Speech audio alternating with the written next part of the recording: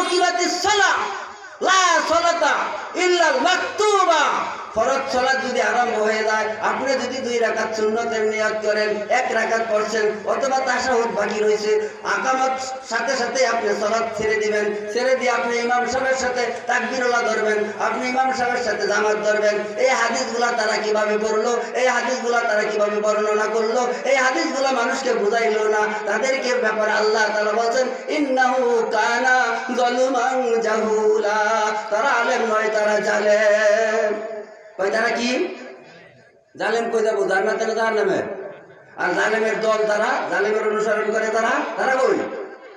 আলেমকে সতর্ক করে দিবেন। ইমাম সাহেব যদি 4 রাকাত নামাজে দাঁড়ায়, যদি ভুলে 3 রাকাত পড়ে, মুসল্লি কি পিছে দিয়ে লুকমা দেয় কি দেয় না? দেয়।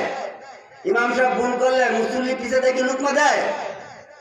আপনি ইমাম সাহেব নামাজের ভিতরে লুকমা দিলেন, মুসল্লি ইমাম সাহেবকে সতর্ক করে দিলেন। আর যে ইমামের ব্যাপারে আল্লাহ তাআলা বললেন ইন্নাহু কানা যালুমান জাহুলা, তারা আলেম নয়, তারা জালেম। যারা মসজিদে যায় বৈশা গেল, হাদিস অনুসরণ করলো না, তারাও কিন্তু হাদিসগুলো পড়লো। যারা ওয়াক্ত গেলে সালাত আদায় করলো, ওয়াক্ত দিনা ফরজ তারা ওয়াক্ত মতো সালাত আদায় করলো না। যারা মসজিদে যায় বৈশা গেল। আমি এক বেদাতি মসজিদে গেছিলাম, যাওয়ার পর আমার এক হাজি সাহেব আঙুল ধরে টানতেছে, বসো বসো, বৈশা একটু পরে দাঁড়াও, সব হয়। মসজিদে আইসাই বসতে হয়, বসার আদর। আমি বললাম আপনি যেটা বুঝছেন এটা ভুল বুঝছেন, রাসূলের হাদিসের দ্বারা প্রমাণিত। বেলাল রাদিয়াল্লাহু তাআলা কি আমল করলেন ভাই? কুল্লামা তাওয়াজ্জাইতু সাল্লাতা রাকাতাইন, যখন ওযু করলেন 2 রাকাত সালাত আদায় করলেন। কুল্লামা দাখালতু মাসজিদা সালাতা রাকাতাইন, যখনই মসজিদে ঢুকলেন 2 রাকাত সালাত আদায় করলেন। আর বুখারী শরীফের হাদিস 444 নম্বর হাদিস, ইযা দাখালা আহাদুকুমুল মাসজিদ ফালা ইয়াজলিস হাত্তা ইউসাল্লি রাকাতাইন। এখন কি আপনারা মসজিদে ঢুকে 2 রাকাত সালাত আদায় করে বসবেন না এমনি বসবেন? ভাই কথা বুঝা যায়? 2 রাকাত সালাত আদায় করে বসবেন না দাঁড়িয়ে বসে পড়বেন? বেদাতীরা বেদাত শিক্ষা দেয়, বেদাতীদের তওবা কবুল হয় না। আমলের মধ্যে যদি বেদাত থাকে আপনার আমল কবুল হয় না। বেদাত মুক্ত অল্প আমল যদি করেন, আকলিস দীনাকা ইয়াকফিকাল আমালুল কলিল, যদি বেদাত মুক্ত অল্প আমল করেন এটাই যথেষ্ট নাজাতের জন্য। বলি সুবহানাল্লাহ। আর শিরক মুক্ত এক জাররা পরিমাণ যদি ঈমান হাসিল করতে পারেন, শিরক যুক্ত ঈমান হাসিল করলে আপনার কোনো লাভ হবে না। আর বেদাত মুক্ত আমল করলে আপনার কোনো লাভ হবে না। একজন ছাত্র পরীক্ষা দিতে গেছে, 9টা প্রশ্নের উত্তর ঠিক মতো দিচ্ছে, একটা প্রশ্নের উত্তর নকল করছে। ম্যাজিস্ট্রেট যখন যায় দেখছে যে প্রশ্নটা নকল করছে, তখন কি তার 10টা প্রশ্ন ধরেই বাদ না একটা বাদ? কয়টা বাদ? এই যে ভাই বুঝছেন কথাটা, একটা বাদ না 10টা ধরেই বাদ? আপনি 9টা আমল করলেন ভালা, একটা আমল করলেন বেদাত। ওই পরীক্ষার ছাত্র যেরকম 9টা প্রশ্নের উত্তর ঠিক মতো দিল, 10টার সময় যখন নকল করলো, ম্যাজিস্ট্রেট যখন ধরলো, তখন তার 10টা আমলই 10টা প্রশ্নের উত্তরই বাতিল। তদ্রুপ আপনি যত ইবাদত করলেন, যদি একটা বেদাত করেন, ওই বেদাতের কারণে আপনার সকল আমল বাতিল। বেদাতকারী তওবা কবুল করে না। বেদাত জানিয়া বুঝে আমল করার চেষ্টা করবেন, না জানা থাকলে ইমাম সাহেবকে জিজ্ঞাসা করবেন। মসজিদে যায় বৈশা যাবেন না। মসজিদে কি করবেন ভাই? নামাজে দাঁড়ায় যাবেন।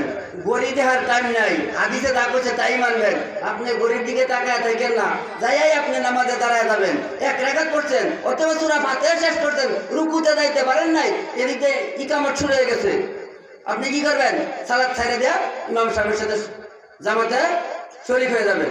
বুঝা গেছে ভাই কথা? আমল করার নিয়ত করবেন। বুখারী শরীফের হাদিস ইন্নামাল আমাল বিন্নিয়াত, যদি কোনো মানুষ নিয়ত করে, যদি কোনো মানুষ তওবা করে, পিছনের গুনাহ আল্লাহ মাফ করে দেয়। বলি সুবহানাল্লাহ। সূরা ফুরকান আয়াত নাম্বার 70, ইল্লা মান তাবা, যদি তারা তওবা করে, ওয়া আমানা, যদি নতুন করে ঈমান আনে, ওয়া আমিলা, যদি আমল শুরু করে, ওয়া আমালান, যদি আমল সালেহ শুরু করে, ফাউলাইকা ইবাদদিলুল্লাহু সাইয়্যাতিহিম হাসানা, ওই বান্দার পিছনের গুনাহ আল্লাহ মাফ করিয়া দেয়। গুনাহ মাফ করিয়াই শেষ করে না, আল্লাহ তাআলা গুনার জায়গাটুক নেকি দিয়া পূর্ণ করিয়া দেয়। বলি সুবহানাল্লাহ। ভাই আপনারা সুবহানাল্লাহ বলতে পারেন না? আপনাদের এলাকায় কি খেলাধুলা হয়? গোল কয়? গোল গোল কি আপনাদের মতো টিটু না? তো গোল গোল এরকম কয়? চুরাইলে কি কয়? চুরাইছে রে এরকম করে কর, চুরাইছে চুরাইছে এরকম করে কর। আপনারা যে ডঙ্গে সুবহানাল্লাহ শিখছেন মনে হয় খাইছেনই না। হ্যাঁ ভাই, দুনিয়ার সুর দৌড়ানোর জন্য জুড়ে সুর বললেন, দুনিয়ার গোল জুড়ে জুড়ে গোল বললেন, সুবহানাল্লাহ আলহামদুলিল্লাহ জুড়ে বললেন না। আলহামদুলিল্লাহ তামলাহুল মিজান। কোন মুমিন বান্দা যদি অন্তরস্থল থেকে একবার বলে আলহামদুলিল্লাহ, ওই মুমিন বান্দার জন্য জান্নাতের 8টি দরজা খোলা হয়। বলি সুবহানাল্লাহ। এবার কিছু একটু সুবহানাল্লাহ শোনা গেছে ভাই, ভয় নাই, এখন মশা নাই। সুবহানাল্লাহ জুড়ে গেলে মশার মধ্যে ঢুকতো না। আল্লাহর রহমতে একটু জুড়ে সুবহানাল্লাহ আলহামদুলিল্লাহ কোন মজলিসটা গরম করেন, শরীরটা গরম করেন, ইমানি জজবার আপনি ইমানের হাওলাতে বসেন, আপনি তওবা করেন, আপনি অনুতপ্ত হন।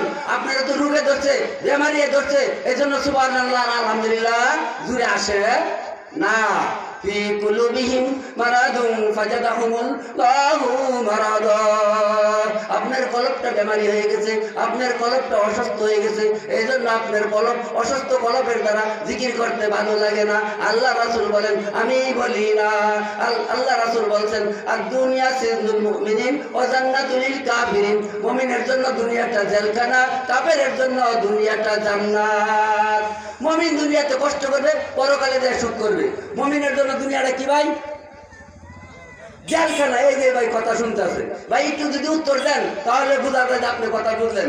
আর দুনিয়া সিজনুল মুমিনিন ওয়া জান্নাতুল লিল কাফিরিন। মুমিনের জন্য দুনিয়াটা জেলখানা, কাফেরের জন্য দুনিয়াটা জান্নাত। কাফের যা মন চায় তাই করতে পারে, মুমিন যা মন চায় তাই করতে পারে না।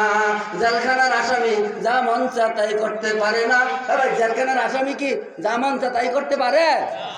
জেলখানার আসামি যেমন একজন মুমিন তেমন। আল্লাহ রাসূল বললেন, আপনি একজন মুমিন যদি দাবি করেন, আপনি যদি ইমানদার দাবি করেন, আপনি তো আসলে নামাজ পড়েন না, তারপরও ইমানদার দাবি করেন। আমাদের সমাজে অনেক লোক আছে, ইমান আমার কত শক্ত, নামাজের জন্য ডাক দিলে হয় বিরক্ত, এরাই হইল শয়তানের ভক্ত। তারপরেও কয় ইমান আমার শক্ত, নামাজ না পড়লে কি হবো, আমার ইমান শক্ত। আল্লাহ রাসূল হাদিসের দ্বারা বুঝাইলেন, লা ঈমানা লিমান লা সালাতা লাহু। যার নামাজ নাই তার ঈমান নাই। লা দীনা লিমান লা সালাতা লাহু। যার নামাজ নাই তার দ্বীন ধর্ম নাই। কার কথা ভাই এটি?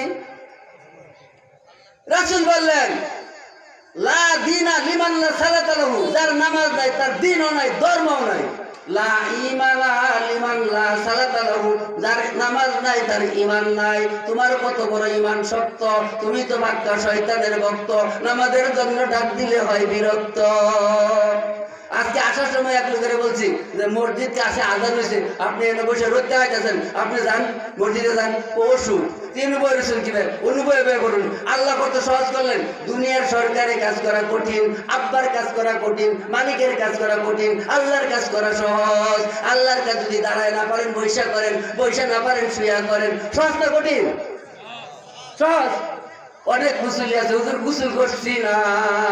আরে ভাই, কত সহজ করে দিলেন। যদি আপনি গুসুল না করতে পারেন, যদি পানি না পান, যদি গুসুলের সুযোগ না পান, যদি গুসুল না করতে পারেন, আপনি মনে করেন রাখাল, আপনি গরু রাখছেন, গরুর চেনা আপনার কাপড়ে লাগছে, গরুর লেদা আপনার কাপড়ে লাগছে, তারপরও আপনার গুসুলের দরকার নাই।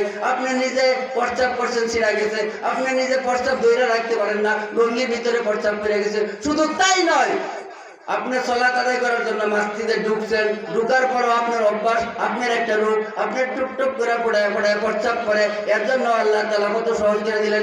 আপনি মোটা করে লিঙ্কি মারেন, আপনি প্যাম্পাস পরেন। প্যাম্পাস ছোট গোলামান প্রস্রাব করে দিলে প্যাম্পাস পরে না, পরা। এই বুড়ার জন্য প্যাম্পাস আছে, বুড়া মেয়ের জন্য প্যাম্পাস আছে, বুড়ার জন্য, সকলের জন্য প্যাম্পাস আছে। দেখেন কত সহজ করলেন। আপনি উদাহরণ দেখেন, আপনি তাল বাহানা করেন, কত সহজ করে দিলেন। আপনি ওযু করার পর যদি আপনার প্রস্রাব টপ টপ করে পড়তে থাকে, এরকম অসুস্থতা রোগী আছে না নাই? হাসি দিলে প্রস্রাব আসে, কাশি দিলে প্রস্রাব আসে, আছে না নাই? বুড়া হয়ে গেছে মানুষ, বুড়া হয়ে যাওয়ার পর হাসি দিছে, কাশি দিছে, অজু করার পর মসজিদে গেছে, পর্চাপ পইরা যাইতেছে, তার জন্য আল্লাহ কত সহজ করে দিলেন। আমার দাদারে দেখতাম মোটা করে পুরান কাপড় দিয়ে লেংটি মাইরা, ওই লেংটি ভিতরে দিয়া উপরে লঙ্গি পইরা তারপরে সলাত আদায় করতো, টপ টপ করে ফোড়া পইরা ওই লেংটি ভিজতো, তারপরে সে সলাত আদায় করতো। আপনার লেংটি মারা লাগবে না, প্যাম্পাস পরেন, প্যাম্পাস পরে আপনি মসজিদে যান, সলাত আদায় করেন, কত সহজ করে দিলেন। দুনিয়ার রাজা বাচ্চার কাজ করা সহজ না, আল্লাহ তাআলার কাজ করা সহজ। বাবা হয়ে ছেলে সহজে কাজ করতে পারে না, বাবার হুকুম মানতে পারে না, বাবার হুকুম ছেলে মানতে পারে না, কিন্তু আল্লাহর হুকুম মানা কত সহজ। আপনার যদি প্রস্তাব ফোড়ায় ফোড়ায় পড়তে থাকে, প্যাম্পাস পরিধান করার পর আপনি মসজিদে ঢুকেন, সালাত আদায় করেন, সহজ হয়েছে না কঠিন হয়েছে ভাই?